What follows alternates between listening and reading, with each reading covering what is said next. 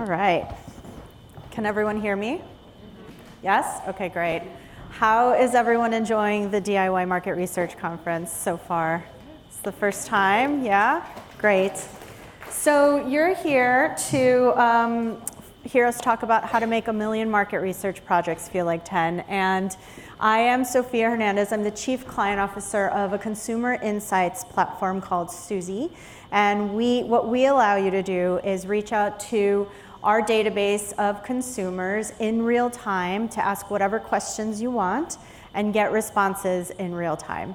So a little bit later, I'll show you what we mean by real time, but I'm gonna pass it over to Tony to introduce himself.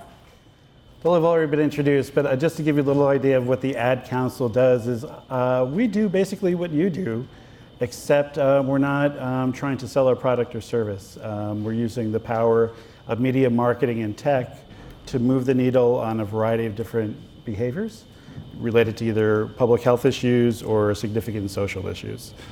We do about 35 different national campaigns per year. We get about $1 billion in donated media, making one of us the top 10 advertisers in the country. And it's a great job. And I'll talk a little bit about my view as a client and also as a service provider, because I do both. So I think that'll provide a nice perspective. But mostly, I want to shake it up a little bit and also a little bit later on present a somewhat provocative case study that's not really about selling any product, but I think something that you'll find interesting and should care about. Yeah, we like provocative and disruption. So, the clicker's working? Great. So it's no secret that innovators are disrupting really well-established brands, but I think what this chart is showing you is the rate of disruption. So it's happening incredibly fast. Can you do the next slide? And what these disruptor innovators all have in common are a few things. One, yes, of course, they're technology-driven, but two, they all fundamentally understand the power of the consumer. And like the market researchers in this room, they put people at the core of every single thing they do. Next. In fact, PwC did a pulse study with CEOs, and they asked them what their key disruptors were. And surprisingly, it's not competitors that are keeping CEOs up at night, it's customers. But decisions are still being made based on assumptions. Yeah, exactly. There was just a ugh reaction right now. So it doesn't take statistical significance to tell you that after you brush your teeth, food doesn't taste very well, right? But this actually hit the shelves. And it's been a long time since I've had Cheetos, but I do remember they were, one, delicious, and two, left this like icky orange feeling on your fingers and your mouth. But someone thought that someone would want to rub that all over their lips. And then watermelon Oreos, I mean, to each their own, but this isn't a very successful product either. And these are all things that hit the market. Next. Decisions are being made by hippos. Does anyone in the room know what a hippo is? Highest paid person's opinion. And this is something we joke about at Suzy a lot, but the reality is that decisions, next slide, 84% of decisions, we'll go back to it. 84% of decisions are being made by senior level leaders at the organization just by judgment. So where's the consumer in all of this? Next slide. And the companies that aren't bringing consumers to the table are being left in the dust. These are all familiar headlines. They're really offending their customers. I can't with the Jenner, Kendall, Kylie, Pepsi thing. And they're misreading the market. And on that note, I'm going to hand it over to Tony to walk you through how he's not a hippo. I'm more like a mippo, is that a word? I think I'm sort of in the middle, but I make my way into the hippo room by actually bringing some real-time insights into the process. And before I get into that, I just wanted to say, well, why is somebody who's in public service talking to a room full of marketers? And I'll just say, you hear the phrase purpose-driven marketing. It's not a fad. It's not something that's going to be a flash in the pan. It's not overly idealistic. It's something that if you are not understanding your role, your purpose, beyond making a dollar, either for your company or for your clients' companies, you're going to get left behind eventually. And there's lots of evidence to back that up. And this is why it's something I like to share with folks who are really in the marketing space. Lots of numbers, lots of evidence to back this up about how purpose, either be a cause or something that you stand for, is increasingly important. And I would go so far to say that there's going to come a time that not taking a stand is in itself taking a stand in today's environment, particularly how polarized things are. That involves risk. That involves also some understanding of what's going on in the culture, not just with your consumers and your customers, but those like him, and what are the political and social trends that are surrounding that. So that's part of my job. So my research is not just looking at sort of digital trends, buying trends, all that I look at, but I've been at the Ad Council 17 years. This is what my used to look like. You know, I did research in the beginning, middle, and the end. The campaign process was good. We'd do some formative research. We'd go and check to see if what we were doing is creatively any good. Then once it was out there, we try to figure out if we were moving the needle, making a difference. That's, of course, no longer the case. Now, as you know, we're infusing every part of the process with data and insights. I used to say, I was at the Ad Council 17 years. When I first started, I started as like a research assistant. They would say, how's the campaigns doing? And I say, I don't know. I don't have enough data. That was my big problem. I didn't have enough data. And I think you'll sympathize when I say my problem today is exactly the opposite, right? I have too much data, right? And it's separating the signal from the noise and making everything not only understandable to people who really don't care about research, they just want to know what to do, which way the wind is blowing, how to help them, but also making it actionable. And I think that's something I always say, that research that is actionable in our field is just trivia. And I think in this case, that's a great thing to know, but it's also balancing all those capabilities. So this notion of real-time feedback, particularly from the voice of the consumer, of your target audience, is critical. And you can't assume that it's going to be steady over time, whether it's a product or a social issue. You have to assume that things are changing and things are developing in today's fragmented and fast-paced culture with very short attention spans. And with that, I'm going to turn it over and show a little demo. I love working with Susie because of just what I just said. It's really great. I can't really stomach anymore every time there's a question out there saying, I need $50,000 in 4 weeks, I'll get back to you. Fast, cheap, and good, pick two, that old saying no longer applies. It's got to be all three. And it's my reality. If I don't like it, it's too bad for me. And I think this is something, I like Susie because lots of times, and I think this sometimes get lost, our agencies are developing creative work. The social distance from who they are and who we're trying to reach is quite broad, right? And no matter how you try to sort of bridge that, focus groups and other sorts of discussions, listening is very important, but it's got to be ongoing. It's got to be an ongoing sort of reminder that the people that you're trying to impress and inspire and communicate with are not your peers. They're people that are very different from you. And I think that's the real, at the bottom sort of line, that's the real basis of all good research. Great. So this is going to be fast because it's DIY and because we're quick. All right.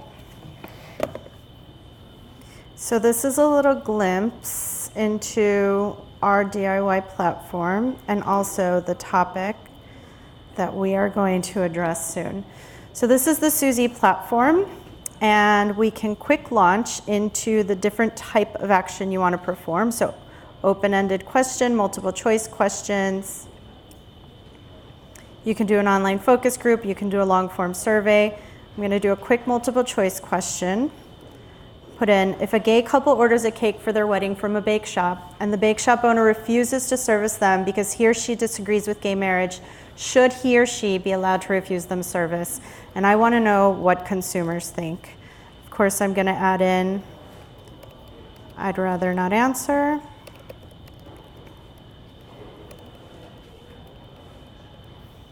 And I'm going to target both males and females. I'm going to bring the age range up a bit.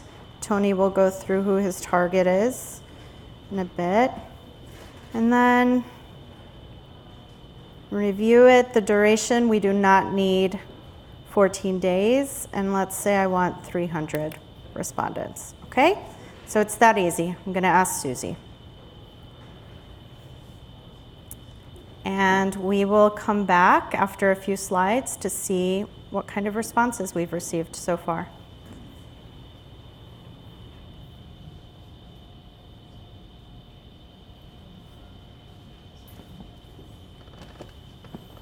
I was tempted to change the question to do you like porn because that was actually going to be a very good scroll through. Yeah, it was good.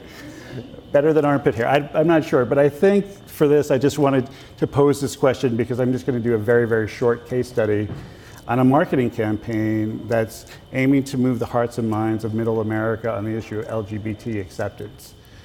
Again, using all the tools of our trade to get the word out, to raise awareness, and to move people to really open their minds to an issue that a lot of folks are somewhat close to. And the reason for this is that after marriage equality was championed, I think in the most successful social movement of the past decade, most Americans thought that the issue was pretty much settled, right? You know, LGBT Americans can get married, there's really nothing else to be concerned about. In fact, in 30 states, LGBT Americans can be discriminated against with no legal recourse in terms of employment, in terms of housing, in terms of healthcare, just to name a few services. So the question of race, if you were discriminated against on the basis of race, illegal. Basis of sexual identity, legal. That's what we want to raise awareness on, and that's something that we feel is a very tough issue to raise awareness on. Because in any of these campaigns, you have to identify your target audience. Target audience is not New York progressives who already love you, who already are on board. We've got them already. We could activate them a little bit more to get the word out, support the campaign. The audience is not the homophobes and the haters who will never ever come to your side or open it up. We've got them lost. You can't troll the trolls. But there is a substantial middle America that we call the movable middle. And to this group, the main message is very simple, that if American rights are inaccessible to some, the American dream is broken for all. And so this is the basic premise of our campaign. We did a lot of research, not all of it DIY. Some of it requires significant investment in time. Some of it requires some quick hit research, but we did a really great profile. And I'm not going to take you through the profile because that's not the point of the presentation. But what I'm finding is that it's great to do it in the beginning to get those insights. But as a campaign is running, as it's developed and you're evaluating, you're deciding, as you're iterating, that's when DIY really comes into play. Because you don't have the time to sort of just go out and do research all the time in a traditional way. But you need some insights because, again, you know, the people I work with, we're all operating in our New York City liberal bubble. And we need to get out of that. We need to hear from the folks we're trying to reach. So this is just an example of one ad, and we do a lot more than advertising. We do events, we do social media, we do gamification, we do lots of things, but this is the basic premise. And I'll just show you one ad.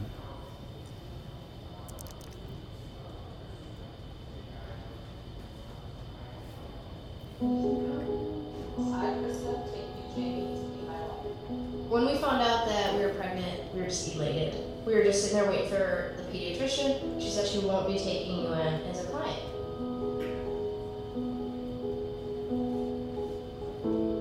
We are a lesbian couple, but she's just a baby. She's the one you're denying the service to.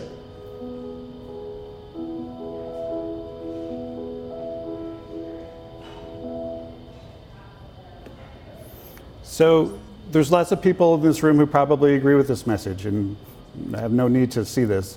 But I'm sure there's people in this room that qualify for being in that movable middle, and that's the people that we're trying to reach. And as we go do this on a very dicey issue, with lots of different discourse and debates around it, we have to be continually learning. There we go. Yeah, that's one. Up. Just got to get back to the cake guy. So we're got to get back to the full screen.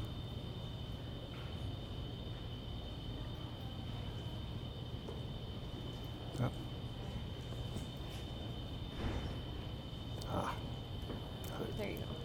Okay. So to say, as we were developing the campaign, Masterpiece Cake Shop came up, which is a Supreme Court case, pitted a gay couple that was in Colorado, wanted to get married, went to a cake shop, asked this man, said, could you make me a cake for the wedding? He said, no way, it goes against my religious and moral beliefs. Went all the way up to the Supreme Court. Now the court actually didn't settle the issue, but the news media coverage, the sort of trolling that was going on, I would say, around all sides of this issue, there's a little bit of a moral panic around the fact that people might get forced to be by the government to be moved to do something that are against their moral beliefs. That's one side of the discourse, the individual freedom discourse. The other side is the equal protection discourse, right? Where, in my mind, at least in many others' minds, it's no different from what was happening in the 60s when African Americans were getting denied service at the Woolworths counter. And again, that was the discourse at that time too. In terms of how much of a right does government have to do to impinge upon an individual's conscience, even if you don't believe that person's conscience is correct. So that's the debate. And so it got more and more dicey as we were starting to do this campaign. And we said, well, again, should we do a huge survey of 1,500 Americans and do another segmentation study? We decided not to. But what we do decide to do in cases like this is actually go in, ask quick questions, like I just did right there, which is why we asked that question, to learn, and then decide what to do about it. And I think a big part of this is that, marriage equality is something that not a lot of Americans, even though it's the law of the land, not a lot of Americans are quite comfortable with. We have an entire campaign built around the notion of beyond I do. But a portion of our audience, we're learning, is actually still hung up on that piece. So what do we do about that? And this is something, this is our first try at it. Our early results are good, but, we still have to keep learning. So let's check in on the results of what we just launched. So we have 230 responses from when I launched this to just now. And the responses you can see here on the side. Let me refresh this.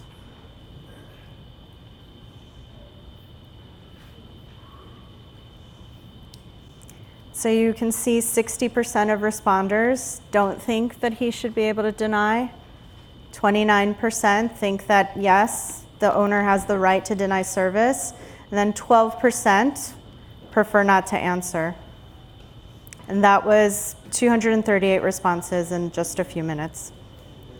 So this shows you the power of on-demand platforms and DIY. Now, just like cooking shows, they already have the meal prepared. So I had asked this a few days ago to 300 participants, and I actually selected a 58-42 split because that is who Tony wants to reach. These were the responses, average age 36, and I got all these responses in 44 minutes. And then later, I can go back and deep dive into the people that said yes and no, so I can retarget those people with some qualitative and ask for some qualitative feedback. And so that's what I did. I asked the people who said yes why they said yes, and the people who said no why, and got 190 responses in less than 2 days. So this is the kind of iterative, always checking the pulse with consumers activity that those disruptor brands that I mentioned earlier are constantly doing. They're constantly involving the consumer at the table when they're making decisions, and they're constantly on the pulse of what consumers are saying. And I'll just say, this is just some verbatims we asked about an ad, and this is the kind of responses we get. We separated it out. Is it perfectly generalizable and replicable each and every time? Would you get the exact same numbers? No, probably not. But does it give us enough direction to make decisions, to fuel creativity, to actually get the job done when the job needs to be done rather than waiting for 4 to 6 weeks? This is something that I really love. And again, not as a replacement for everything. And I think if anybody's going to recommend just doing only DIY research, I might go against the grain and say probably not, because I do lots of tracking survey work where I need to keep everything very, very, very consistent methodologically. I have lots of clients who are social scientists and medical professionals and all other things. They care a lot about methodology. But I always say that I'm methodology agnostic It's a good way to be. I'm always looking for the kind of methodology that's going to give me to the answer to the question that I need. And with that. So Tony mentioned earlier the good, fast, cheap thing and how you can only have 2 or 3, and the reality is that that's not the case anymore. You can have great consumer feedback really quickly, as I just showed you, 200 and something responses in a few minutes. And if you want to talk about how much it costs, we're in the back after this session. But you know, this is a DIY conference, and I think that everyone that's here is here because they want to be disruptors and innovators in the industry. And on that note, here's to having consumers at the table every step of the way. Thank you, guys.